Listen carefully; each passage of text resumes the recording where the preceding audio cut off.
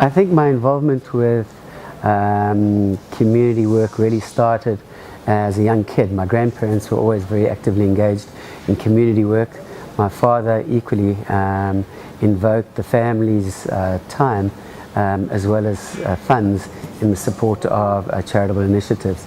But I think the turning point really came for me when I received a call one day from Mr. Mandela, then state president, to help with a particular child who had a facial deformity condition called the EBS syndrome.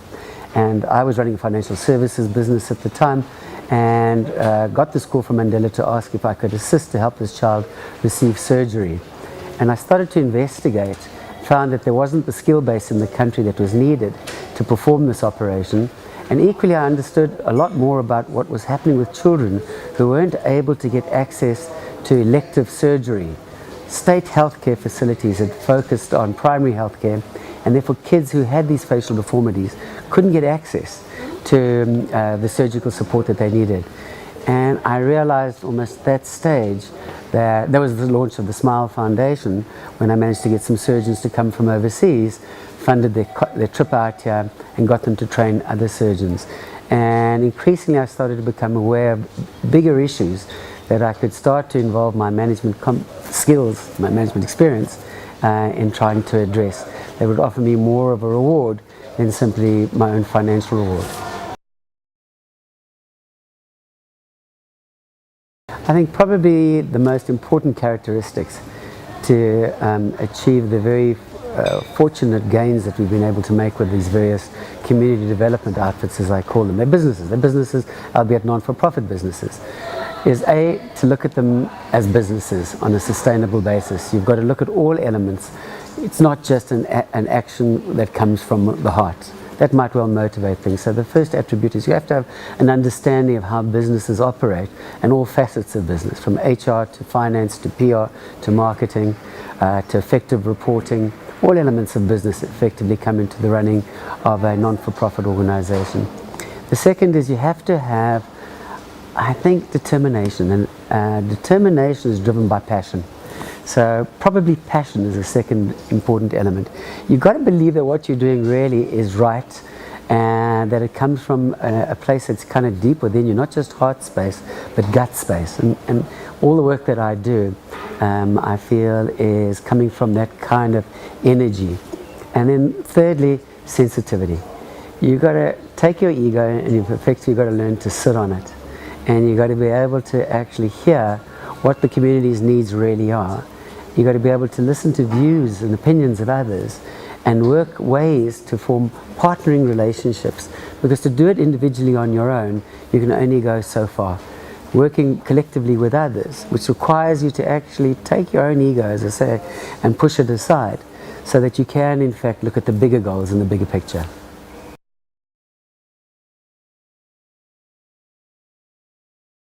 I think what a golf course does is it gives you the opportunity to network. You know, you really get to see the characteristics of people on a golf course. When they've duffed 3 shots in a row, if they can still hold their cool and they can still show, you know, a sense of resilience to be able to come back at things, that tells you a lot about people. So a golf course gives you the opportunity, first of all, to assess people, personalities. Secondly, it gives you an opportunity to network with those individuals, because you've got the informality of the golf course. There's an element of competitiveness, which is always cool, but at the same time there's good sportsmanship, and there's an opportunity to be able to often talk from our heart, not necessarily from behind a boardroom table. Yeah, it's a tough question, because I certainly have had incidences where I've lost hope, and typically the times I've lost hope haven't been when I've lost money. Times when I've lost hope are when I've lost faith in people that I've trusted. I had a business experience where I was running a public company, and the partners in the business with me turned out to be less than ethical. Greedy, I think, is probably a better word to describe their actions. And I found that really, really despondent. I structured, in fact, an exit for myself from that public company, only to have my erstwhile partners overrule the deal that was done, and instead of making what was many millions, that we had in fact concluded the deal on, I end up coming out of that deal with very, very little after a number of years of very hard work. I did become very despondent about business partnerships, but I'm pleased to say that I took a concrete decision to trust rather than to distrust. You know, so often it's easy for us to take the low road, and I think what I chose to do was, I knew I had choice. I chose to take the high road and to trust until disproven otherwise, rather than not naively, obviously, but rather than necessarily distrust all and sundry. And by having embraced that type of attitude, I've encountered more great people than I've necessarily encountered, people who are less than great. You know, success is obviously a very personal definition. My own definition of success is, are you doing what you really want to do? When you get up in the morning, are you doing what feels inherently right? We all have a consciousness. We all have a sense of godliness, I think, in our lives. If we just open ourselves to it and we don't think about how do we present to the rest of the world such that the rest of the world would judge us, but rather we judge ourselves, and in judging ourselves, the most effective test or most effective question we can ask ourselves is, are we really doing what we really want to do? Does that drive us on a day-to-day basis? And if we feel inspired by the life we're living, that to me is the determinant of success. It can't be measured by the size of your balance sheet, because I frankly can tell you this, you can never have enough money. No sooner have you got X amount, you're going to want X plus. X plus leads to X plus plus. And if you get onto that treadmill, in truth, you never ever truly feel truly inspired. I must say it's a great set of questions, and really got my mind working. What do I do to keep myself grounded? Because you're absolutely right.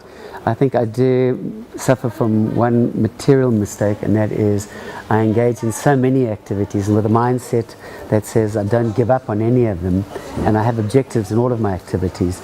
You know, effectively responsible for three separate organizations, and involved in a number of others. I've paid a price, quite honestly. I've had to deal with a divorce. I've had to deal with children who've grown up now and have moved on overseas and to university, and I miss terribly the years that I didn't spend, the time that I didn't spend with them, that I know is lost ground and can't be recaptured. I have a fundamental faith and belief, though, that might sound peculiar, but that I kind of gave my life to God and said to God, direct me in the way that you want my life to be used. And so that gives me a sort of sense of grounding, that I feel a sense of purpose, and I feel that sense of purpose isn't just driven by my own selfish motives, but by maybe a higher force that helps to direct things. So on that basis, I kind of figure everything's always going to be okay, so long as I'm honest and so long as I'm sensitive to the world around me, and sensitive to, call it that calling inside. My spirituality grounds me. Should you find yourself in a business that is battling cash flow wise, HR wise, whatever the issue might possibly be, best advice I can give is don't be ashamed to admit that there are problems and that there are issues, and go and seek advice. Because there are more than enough willing individuals who have insight and are happy to actually share. We look at these big names of guys in business, and I can mention a number of them. Eric Sampson, for argument's sake, is a guy who comes to mind. One individual, Mendel Kaplan, were names in our community that did exceptionally well in business. And I saw people often approach those individuals not for money, but for advice, and often the advice was in fact more valuable than money. The second is, I think you've got to know when,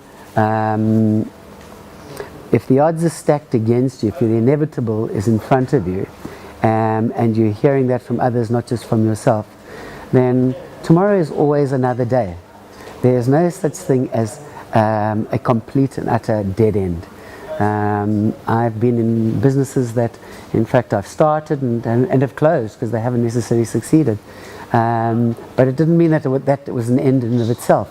So you close down a business, you make certain that you keep your reputation high, you maintain moral high ground, you make certain creditors, payments are met to the best of your possible ability, and come to arrangements with others that you haven't necessarily settled, and you close the business and start a new one. And I'm not suggesting that every business should necessarily be closed on a drop of a hat, because employment issues, etc., are all sensitive. But it's never done. You're only done when, frankly, your feet are pointing up skywards. You've always got an opportunity to come back again and again and again. And so long as you're coming at it from a place that feels, as I mentioned earlier on, right inside, you're going to succeed.